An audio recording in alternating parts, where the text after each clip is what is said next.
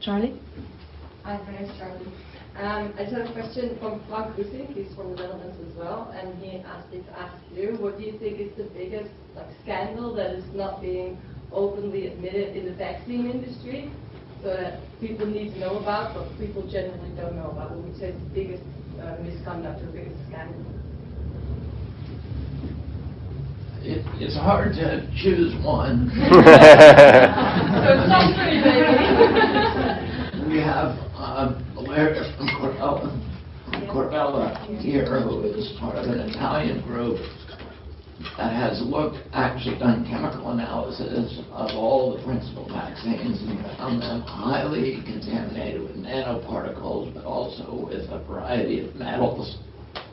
Not just the metal adjuvants that they administer in the vaccine, but colloidal metal particles, glass particles, amphetamines, all kinds of organic chemicals, and she's found them in every vaccine. And in fact, many of the vaccines completely lacked any antigens. The antigen is the viral particle that gives you immunity.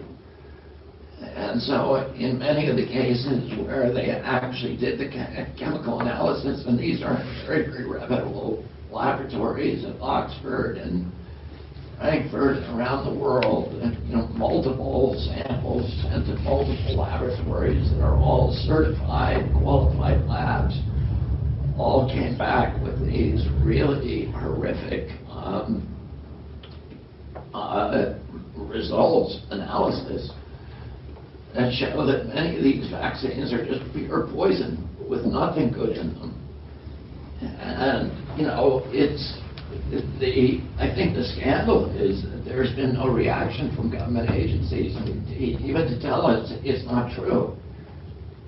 They just refuse. There's just a wall of silence around it, and there's no coverage, of course, in the mainstream media.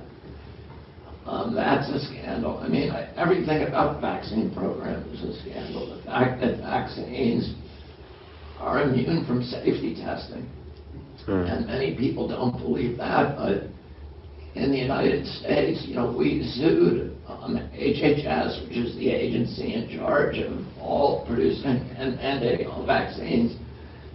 We said to them, we've been saying none of them are safety tested.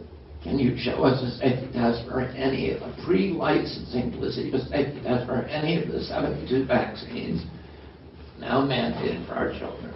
And after 2 years of litigation and fighting us and sandbagging and stonewalling, they came back and said, we don't have it.